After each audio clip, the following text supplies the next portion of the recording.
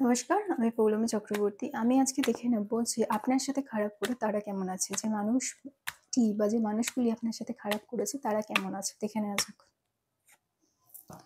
The judgement. যে মানুষগুলি আপনার সাথে খারাপ করেছে সেই মানুষগুলির কিন্তু এখন শাস্তি পাওয়ার সময়। তারা যেটা ডিজার্ভ করে, যেটা তাদের প্রাপ্য সেটা কিন্তু তারা পাবে। ঈশ্বর বা সৃষ্টিকর্তা আপনি যাকেই মানুন না কেন সেই কিন্তু তার দায়িত্ব নিয়েছেন। আপনাকে কিন্তু চিন্তা করার বা আপনাকে কিন্তু ভাবনা চিন্তা করার প্রয়োজন নেই। সে আপনার সাথে যা করেছে সেটা কিন্তু সে ফেরত পাবে এবং আপনি সেটা দেখতেও পাবেন, বুঝতেও পারবেন। এরকম কিন্তু আমি একটা পরিস্থিতি দেখছি। আপনার হয়তো মনে হতে পারে যে বোঝা বইছেন। আমি অনেকের ক্ষেত্রেই দেখছি আপনার সাথে তারা এতটাই খারাপ করেছেন, আপনারা মনে করছেন যে আপনারা বোঝা বইছেন। অর্থাৎ আপনাদের জীবনে এত খারাপই হয়েছে যে আপনারা নিজেরা ভালো থাকতে পারছেন না। ঠিক আছে? জীবনটাকে বোঝার মতো লাগছে। এতটাই খারাপ হয়েছে বা করা হয়েছে। এই ধরনের যে পরিস্থিতিতে যারা রয়েছেন তাদের উদ্দেশ্যে বলছি। এই মানুষগুলো কিন্তু আপনার সাথে খারাপ করে ভালো নেই। আমি দেখছি দ্য লাভার্স এর কার্ড, অর্থাৎ অনেকের ক্ষেত্রেই দেখছি যে সম্পর্কজনিত ক্ষেত্রে এই মানুষটি আপনার সাথে খারাপ করেছে। হতে পারে রিলেশনশিপে ছিলেন, হতে পারে কোনো খুব ক্লোজ কোনো ফ্রেন্ড, হতেই পারে, যেকোনো কেউ হতে পারে। আমি অনেকের ক্ষেত্রেই দেখছি যে রিলেশনশিপে ছিলেন, মানে আপনারা হয়তো প্রেমের কোনো সম্পর্কে ছিলেন বা কাছাকাছি কোনো সম্পর্কে ছিলেন তার। কারণ এই যে সমস্যাগুলো যেগুলো মানে যে খারাপটা আপনার সাথে করেছে বা তার জন্য যে সমস্যাগুলো আপনার জীবনে তৈরি হয়েছে সেটা কিন্তু ম্যাক্সিমামই আমি দেখছি ইমোশনাল সমস্যা।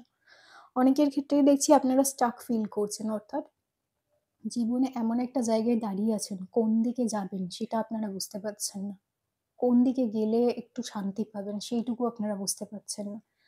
তো এই যে মানুষগুলো যারা আপনাদের এই ধরনের সিচুয়েশনে আপনাকে বা এই ধরনের পরিস্থিতিতে আপনাকে নিয়ে গিয়েছিল বা এই ধরনের পরিস্থিতিতে নিয়ে এখনো অবধি রেখেছে, এই মানুষগুলো কিন্তু আমি দেখছি ভুগবেন।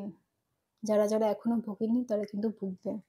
আপনার কি করণীয়? আপনার কিন্তু কোনো কিছু করণীয় নেই। আপনি তার খারাপ চাইবেন না। আপনি তার ব্যাপারে কোনো ভাবনা চিন্তা করবেন না।